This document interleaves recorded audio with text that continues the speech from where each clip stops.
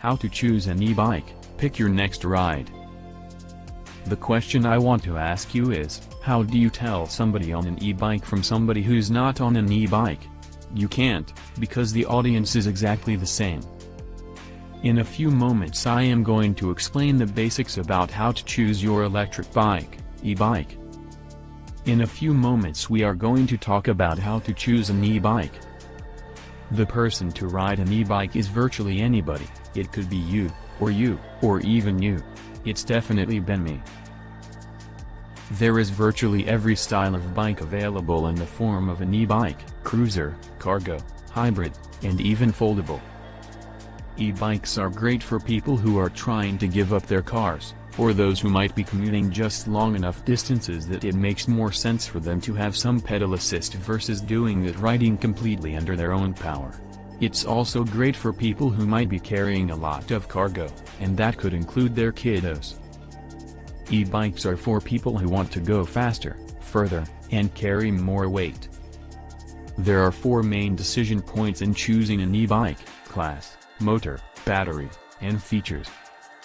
Let's first talk about e-bike classes. There are 3 basic classes of bike: Class 1, pedal assist to 20 miles per hour, Class 2, pedal assist to 20 miles per hour plus throttle mode, and Class 3, pedal assist up to 28 miles per hour. Class 2 is actually a throttle assist, meaning that you are going to have a motorized bike for all intent and purposes, and they are more restrictive in their use. The clear difference between Class 1 and Class 3 is where that pedal assist stops. That just means that Class 1 is generally more accepted everywhere on more and more trails. Whereas, Class 3, you might still have some restrictions, primarily in mountain biking, but not exclusively so. You want to check in with your local authorities to make sure that your bike is permitted on community trails. Now let's talk about motors. Motors generally come in 2 types, either placed in that bottom bracket called a mid-drive motor, or they'll be located in either the front or the rear hub, so a hub drive motor. The difference between these generally is that a mid-drive is going to feel a little bit more balanced and mirror your natural pedal stroke, and hub drive motors, depending on where they're located, will tend to feel either more push or pull. When you're considering whether you might want a mid-drive motor, the things to consider are again, the placement of the motor, and the fact that it frees your wheels up to make them easier to maintain. If you have flats, for example, it is a lot easier to pull your wheels off and change the flats yourself.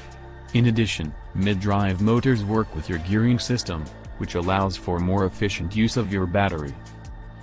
The other 2 major considerations in what a motor does for an e-bike are torque and wattage. Torque is the force that helps move that bike forward, and the wattage is the amount of electricity or power that's required to move that bike. Wattage speaks to how quickly the battery will drain. Typically an e-bike that you're going to purchase in most bike stores is either going to have 250 watts, or 500 watts. And, in some cases you might find 750 watts. Everything is a trade-off. The trade-off will be whether you want more battery life or more power. And typically, you're going to concede one or the other, depending on how you're pedaling, and what type of terrain you're on. Let's talk about the differences between lower wattage, lower torque, and higher wattage, higher torque, and whether one or the other might be more useful to your riding style. When we are talking lower torque, lower wattage, the bike typically will be more efficient, and you might be doing a little bit more of that work on your own with just light pedal assist. The upside of this is longer range. You might want higher wattage, higher torque as if you're looking for that workhorse of a bike. If you need the bike to provide more power under load, and you might be carrying more load, so you need bigger power and you might need less range. It's also great for very hilly terrain, the very terrain where that extra power is super useful. There are 2 primary things that you want to know about batteries. The first is where that battery placed. You're going to have either an internal but removable battery, or an internal non-removable battery, or an external battery. The pros and cons of these are that, clearly in an internal battery, whether it is removable or not.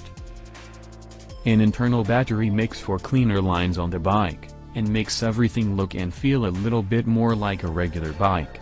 And it allows you also the option for some braze-ons where you can actually still attach a water bottle cage, for example. An external battery will be more easily removable, and typically more easily exchangeable, and they can be placed in several different areas on the bike. The second consideration of a battery is the capacity of the battery. Typically you're going to find that batteries on e-bikes range from about 250 watt-hours to about 500 watt-hours, but you might find some numbers in between that depending on the brand of the bike. The wattage rating just reflects the battery capacity. The question that everybody asks when they are looking at e-bikes is, how far will this bike take me? The easiest, simplest way to answer that is, it depends on how much pedal assist you're using. The more pedal assist you use, the lower the range. The less pedal assistance you use, the longer the range.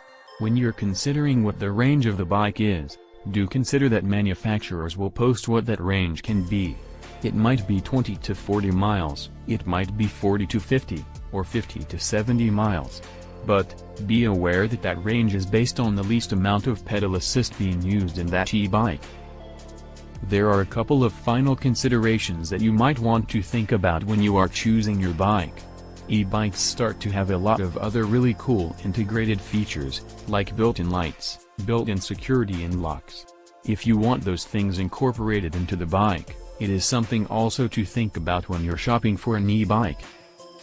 One of the most important tools on the bike for most riders is going to be the controller.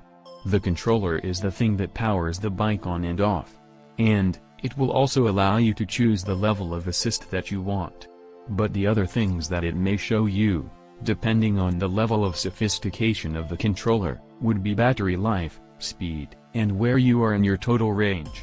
Some controllers have more information than others, so if it's important to you to have more information at your fingertips, you might want to think about that when you're choosing the e-bike.